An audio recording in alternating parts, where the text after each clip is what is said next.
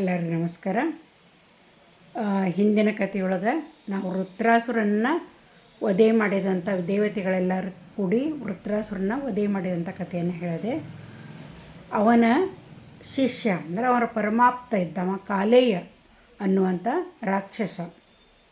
ಅವನಿಗೆ ಭಾಳ ಸಿಟ್ಟು ಬರ್ತೈತಿ ವೃತ್ರಾಸುರನನ್ನು ದೇವತೆಗಳೆಲ್ಲ ಕೂಡಿಕೊಂಡ್ರು ಅನ್ನುವಂಥ ಸುದ್ದಿಯನ್ನು ಕೇಳಿ ಅವನೇನು ಮಾಡ್ತಾನೆ ಅಂತಂದ್ರೆ ತನ್ನ ಎಲ್ಲ ರಾಕ್ಷಸರನ್ನ ಸೈನ್ಯವನ್ನು ಕೂಡಿಸಿ ದೇವತೆಗಳ ಮೇಲೆ ನಾವು ಸೇಡು ತೀರಿಸ್ಕೊಳ್ಳೋಣ ಅಂತಂದು ಹೇಳಿ ಅವನು ನಿಶ್ಚಯ ಮಾಡ್ತಾನೆ. ಈ ರಾಕ್ಷಸರಿಗೆ ಕೆಲವೊಂದು ಅಪೂರ್ವ ಶಕ್ತಿಗಳು ಇರ್ತಾವೆ. ಅವರು ಬಹಳ ಬಲಶಾಲಿಗಳಾಗಿರ್ತಾರೆ. ಅವ್ರಿಗೆ ಮಾಯಾವಿ ಶಕ್ತಿಗಳಿದ್ದದ್ದು ಗೊತ್ತಿರ್ತಾವೆ. ಒಂದು ರೂಪದಿಂದ ಮತ್ತೊಂದು ರೂಪವನ್ನು ಧಾರಣ ಮಾಡುವಂಥ ಶಕ್ತಿ ಇರ್ತೈತಿ. ಈ ಕಾಲೇಯ ಮತ್ತು ಅವನ ಸಂಗಡಿಗರು ಏನಿರ್ತಾರಲ್ಲ ಅವ್ರಿಗೆ ಸಮುದ್ರದೊಳಗೆ ಅಡಗಿಕೊಳ್ಳುವಂಥ ವಿಶೇಷ ಶಕ್ತಿ ಇತ್ತು, ಅಪೂರ್ವವಾದಂಥ ಒಂದು ಶಕ್ತಿ ಇತ್ತು. ಹೀಗಾಗಿ ಅವ್ರು ಏನು ಮಾಡಾಕತ್ತರು ಅಂತಂದ್ರೆ ರಾತ್ರಿ ಹೊತ್ತೆಲ್ಲ ದೇವತೆಗಳಿಗೆ ಅತಿಯಾದಂಥ ಉಪಟಳವನ್ನು ಕೊಡೋದು, ಭಾಳ ಕಾಡಿಸೋದು ಅವ್ರಿಗೆಲ್ಲ.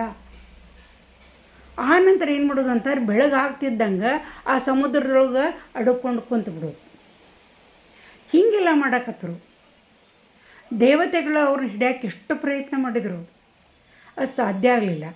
ಯಾಕಂದರೆ ರಾಕ್ಷಸರಿಗೆ ರಾತ್ರಿ ಆದಂಗೆ ಅವ್ರ ಶಕ್ತಿ ಹೆಚ್ಚಿಗೆ ಹಾಕ್ಕೊಂತ ಹೋಗ್ತಿದ್ದಂತೆ.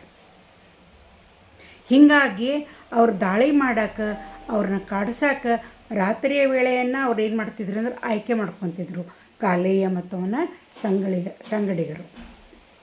ಹೀಗಾಗಿ ದೇವತೆಗಳಿಗೆ ಎಲ್ಲ ಬಹಳ ಇದನ್ನಾಗ್ತೈತಿ, ಚಿಂತೆ ಆಕೈತಿ. ಏನು ಮಾಡಬೇಕು, ನಾವು ಇವ್ರನ್ನ ಹಿಡಿಬೇಕು ಅಂತಂದ್ರೆ ಸಮುದ್ರದ ನೀರನ್ನೆಲ್ಲ ತೆಗಿಬೇಕು. ಸಮುದ್ರವನ್ನು ಖಾಲಿ ಮಾಡೋದು ಹೆಂಗೆ ಅಂತಂದು ಹೇಳಿ ಅವ್ರಿಗೆ ಚಿಂತೆ ಆಕೈತಿ, ಉಪಾಯನ ಹೊಳೆಯಂಗಿಲ್ಲ. ಆಗ ಅವ್ರು ಪುನಃ ಏನಂತಂದ್ರೆ ಬ್ರಹ್ಮನ ಕಡೆಗೆ ಹೋಗ್ತಾರೆ. ಬ್ರಹ್ಮನ ಕಡೆಗೆ ಹೋಗಿ ಕಾಲೇಯ ಈ ರೀತಿ ಉಪಟಳ ಮಾಡುವುದನ್ನು ಅವ್ರು ತಿಳಿಸ್ತಾರೆ. ಈಗ ಬ್ರಹ್ಮ ಏನು ಹೇಳ್ತಾನೆ ಅಂತಂದ್ರೆ, ನೀವು ಅಗಸ್ತ್ಯ ಮುನಿಗಳ ಕಡೆ ಹೋಗ್ರಿ, ಅದಕ್ಕೆ ಅವ್ರ ಪರಿಹಾರವನ್ನು ಹೇಳ್ತಾರೆ, ನಿಮಗೆ ಹುಡುಕ್ತಾರೆ ಅಂತ ಹೇಳ್ತಾನೆ. ಆವಾಗ ಎಲ್ಲ ದೇವತೆಗಳು ಕೂಡಿ ಬ್ರಹ್ಮದೇವರ ಇವರು ಅಗಸ್ತ್ಯರ ಕಡೆಗೆ ಬರ್ತಾರೆ. ಈ ಅಗಸ್ತ್ಯರು ಅಂತಂದರೆ ಇವರು ಬಹಳ ತಪೋಬಲವನ್ನು ಹೊಂದಿದವರು, ಮಂತ್ರಶಕ್ತಿಯನ್ನು ಹೊಂದಿದವರು. ಸಪ್ತ ಋಷಿಗಳಲ್ಲಿ ಒಬ್ಬರು ಅಗಸ್ತ್ಯರು. ಅಂಥ ಒಂದು ಸಾಮರ್ಥ್ಯವುಳ್ಳಂಥ ಅಗಸ್ತ್ಯರ ಕಡೆಗೆ ದೇವತೆಗಳೇ ಬಂದು ತಮ್ಮ ಅಳಲನ್ನು ತೋಡಿಕೊಂಡಾಗ ಆಮೇಲೆ ಅವ್ರೇನು ಮಾಡ್ತಾರೆ ಅಂದರೆ ಅಗಸ್ತ್ಯರು, ಬರ್ರಿ ಎಲ್ಲರೂ ನನ್ನ ಜೊತೆ ಅಂಥೇಳಿ ಆ ದೇವತೆಗಳನ್ನು ಸಮುದ್ರ ದಂಡೆಗೆ ಕರ್ಕೊಂಡು ಹೋಗ್ತಾರೆ. ಕರ್ಕೊಂಡು ಹೋಗಿ ಏನು ಮಾಡ್ತಾರಂದ್ರೆ ಅಲ್ಲಿ ತಮ್ಮ ಮಂತ್ರಶಕ್ತಿಯಿಂದ ತಪೋಬಲದಿಂದ ತಮ್ಮ ಬಾಯನ್ನು ತೆಗಿತಾರೆ. ಅವರಷ್ಟ ತೆಗೆದು ಕೂಡ ಏನಂತಂದ್ರೆ ಆ ಸಮುದ್ರ ಅವ್ರ ಬಾಯೊಳಗೆ ಹೋಗಕ್ಕೆ ಶುರು ಮಾಡ್ತೈತಿ. ದೊಡ್ಡ ದೊಡ್ಡ ಅಲೆಗಳ ಉಪಾದಿಯೊಳಗೆ ಅವರ ಬಾಯೊಳಗೆ ಅಷ್ಟೂ ಸಮುದ್ರದ ನೀರು ಹೋಗಿಬಿಡ್ತೈತಿ. ಅಷ್ಟು ನೀರನ್ನು ಕುಡಿತಾರೆ ಅವರು. ಆವಾಗ ಆ ಕಾಲೇಯ ಮತ್ತು ಅವನ ಸಂಗಡಿಗರು ಏನು ಕೆಳಭಾಗದೊಳಗೆ ಆಡ್ಕೊಂಡಿರ್ತಾರಲ್ಲ, ಈ ದೇವತೆಗಳವರೆಲ್ಲ ಹುಡುಕಾಡಿ ತೆಗಿತಾರೆ. ಹುಡುಕಿ ತೆಗೆದು ಏನಂತಂದ್ರೆ ಅವರ ಜೊತೆ ಭೀಕರವಾದಂಥ ಯುದ್ಧ ಇದ್ದದ್ದಾಗ್ತೈತಿ. ಕಾಲೇಯನೂ ಸಾಕಷ್ಟು ಶಕ್ತಿವಂತ ಇರ್ತಾನೆ. ರಾಕ್ಷಸ ಗಣ ಅವ್ರದ್ದೆಲ್ಲ. ಆ ರಾಕ್ಷಸನ ಸೈನಿಕರು ಬಹಳ ವೀರಾವೇಶದಿಂದ ಹೋರಾಡ್ತಾರೆ. ಆವಾಗ ಇವರು ಏನು ಮಾಡ್ತಾರಂದ್ರೆ ದದೀಚಿ ಮಹರ್ಷಿಯ ಒಂದು ಮೂಳೆಯಿಂದ ಏನು ಶಸ್ತ್ರಗಳನ್ನು ಮಾಡ್ಕೊಂಡಿರ್ತಾರಲ್ಲ ಅವುಗಳ ಒಂದು ಸಹಾಯವನ್ನು ತೊಗೊಂಡು ಏನಂತಂದ್ರೆ ಕಾಲೇಯನನ್ನು ಸಂಹಾರ ಮಾಡ್ತಾರೆ. ಅವಾಗ ಮೂರು ಲೋಕಕ್ಕೂ ಬಹಳ ಸಂತೋಷ ಆಗ್ತೈತೆ, ಎಲ್ಲರೂ ಬಹಳ ಸಂತೋಷ ಪಡ್ತಾರೆ.